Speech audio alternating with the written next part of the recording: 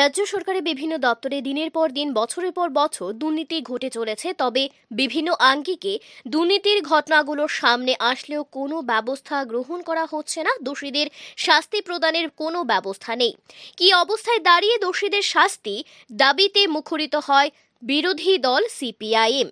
পূর্ব নির্ধারিত সিদ্ধান্ত অনুযায়ী আজ সিপিআইএম দলের পশ্চিম ত্রিপুরা জেলা কমিটির ডাকে এক বিক্ষোভ মিছিল সহ প্রতিবাদ সভা সংঘটিত করা হয়। মিছিলটা দলের পশ্চিম ত্রিপুরা জেলা কমিটির কার্যালয়ের সামনে থেকে শুরু হয়ে শহর আগরতলার বিভিন্ন পথ পরিক্রমা করে শকুন্তলা রোডে গিয়ে শেষ হয়।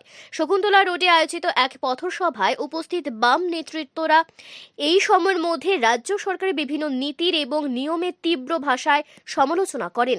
পাশাপাশি এই কর্মসূচি সম্পর্কে মিছিলে হাঁটতে হাঁটতে সংবাদ মাধ্যমের প্রতিনিধিদের সাথে কথা বলতে গিয়ে সিপিআইএম নেতা প্রাক্তন বিধায়ক রতন দাস সরকারের দুর্নীতির বিরুদ্ধে আঙুল তোলেন। এই সময়ে বিভিন্ন জায়গায় দুর্নীতির মাত্রা ছাড়ালেও রাজ্য সরকার সুশাসনের স্লোগান তুললেও কোনো ব্যবস্থা গ্রহণ করছেন না, এমনটাই দাবি রতন বাবুর। পাশাপাশি আজকের এই কর্মসূচি থেকে রতন দাস সহ অন্যান্য বাম নেতৃত্বরা ক্রমবর্ধমান দুর্নীতির বিরুদ্ধে সকলকে প্রতিবাদী হবার আহ্বান জানান। Bureau report, Tripura news Bangla. আমরা বলছি ত্রিপুরা হচ্ছে দুর্নীতির মহাকুম্ভ।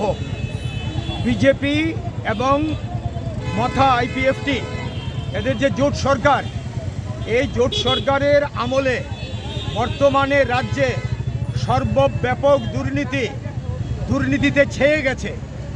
সরকারের বিভিন্ন দপ্তরে, পুলিশ দপ্তর, শিক্ষা দপ্তর, পূর্ত দপ্তর, নানা দপ্তর, ফরেস্ট, বন বিভাগ, এই সমস্ত বহু দপ্তরের মধ্যে একের পর এক দুর্নীতির খবর সামনে আসছে।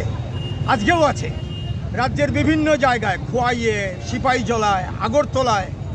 এই রাজ্যে কমিশন ঘুষ না দিলে কোনো কাজ হয় না। এই তুলাবাজি চলছে, একদিকে নেশার কারবার, অন্যদিকে এই রকম একের পর এক তুলাবাজি, করাপশন। এর বিরুদ্ধে আমাদের প্রতিবাদ। আমরা বলছি তদন্ত করে দোষীদের শাস্তি দেওয়া হোক অবিলম্বে, এবং এই রাজ্যে আইনের শাসন প্রয়োগের কথা তো আগেই বলেছি। এই দুর্নীতি বিরোধী যে পদক্ষেপ, এই পদক্ষেপ সরকারকে করতে হবে। কিন্তু করবে কে? রাজ্যের মুখ্যমন্ত্রীর হাতে এই দপ্তরগুলো। স্বয়ং মুখ্যমন্ত্রী এই জন্য দায়ী হবেন জনগণের চোখে, কারণ তার নিয়ন্ত্রিত যে দপ্তর, এই দপ্তরের মধ্যেই সবচেয়ে বেশি দুর্নীতি বাসা বেঁধেছে। তার প্রতিবাদে আজকে আমরা মিছিল করছি, প্রতিবাদ করছি। এই মিছিল এখন আমরা এখান থেকে শুরু করছি।